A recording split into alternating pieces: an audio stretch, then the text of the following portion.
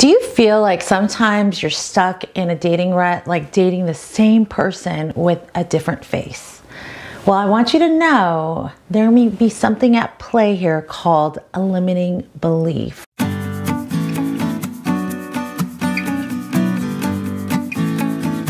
For more tips on how to take charge of your love life, hit the subscribe button and the notification bell. There are many singles out there that believe that they're going to be single for the rest of their life because they keep repeating the same negative pattern in each of their relationships. This is often an indicator that a preference is being driven by a central belief. And that central belief may throw your dating picker right off. And one of the ways to fix that dating picker is by clearing out those limiting beliefs. But before we go on, let me define what a limiting belief is. A limiting belief is a thought, a story, a judgment, an opinion, an interpretation of a specific experience or belief that you've taken on as truths. And these limiting beliefs, they tend to be the gremlins inside of us, the negative thoughts, the beliefs that just tear us down, and they're not true. The first limiting belief that I hear about self is I don't deserve love. This belief often shows up with singles that have had a history of neglect, or they had to learn to earn love from either their parents or whoever was a major influence in their life.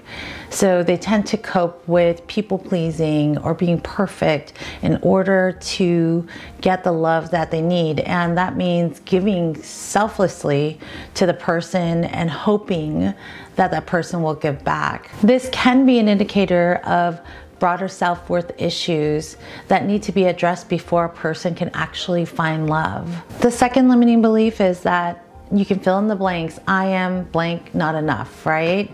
So I'm not thin enough, not pretty enough, not smart enough, not rich enough, not young enough. I've heard it all. Marketing, media, and cultural conditioning really play an influence on us on a day-to-day. I mean, it's always in front of us, so it's hard to not be influenced. And a lot of marketing uses, the scarcity mindset of you need to look this way in order to feel good. You need to, buy this in order to be successful. So we're constantly put in a situation where we're comparing ourselves with another person.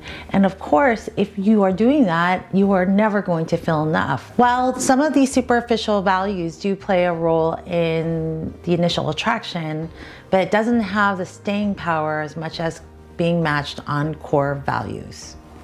A limiting belief I often hear is, I need to take what I can get or I'll be alone. This is what I call the BTN, the better than nothing relationship. Singles that fall into this category actually are just lacking relationship skills and dating knowledge, that's all. However, they don't know that. There's not a self-awareness, right? So I'll share this with you. If you came from a home that wasn't very expressive and didn't talk about, their emotions quite often, then you may have a hard time being vulnerable. Or if you came from a home that was more chaotic and dysfunctional and there was fighting but no resolution was made, you're gonna have a hard time communicating your needs and your emotions and feelings and getting them met in a relationship because you don't know what that looks like. Because eventually conflict will happen and neither side knows how to actually communicate their needs and get their needs met. Another belief about dating I hear is there's no such thing as a soulmate or true love. When it comes to this belief, I often find singles that have never seen what love looked like. Maybe they grew up in a home that was loveless or there was a lot of dysfunction, so they never saw healthy love. You simply just don't know what you don't know. And if you believe this thought to be true, it is a self-fulfilling prophecy. Even though you didn't experience unconditional love in your own home or through friends and family, there are ways that you can actually learn about what unconditional love is. But the key, honestly, is to learn how to have unconditional love for yourself. And that takes personal development.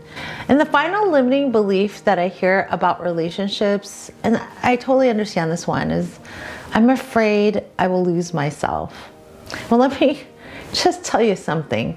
Hello, codependency. How are you? Let's have a seat. Let's have some coffee and talk this over and Learn how to avoid enmeshing with your heart's desire today. What do you think? Why does this happen, right? Why do we enmesh ourselves and get so involved where we're sitting there checking our phone, freaking out if the person hasn't like texted us back or called us back?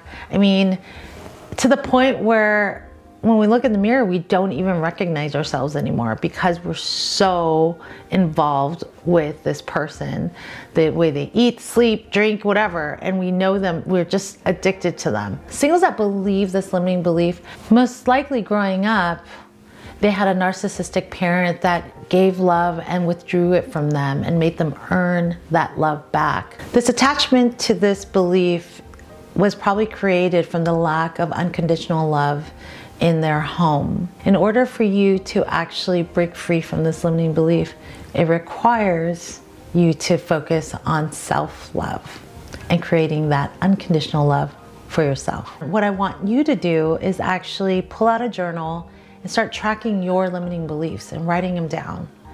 It's important that you create awareness to these thoughts because they're not true.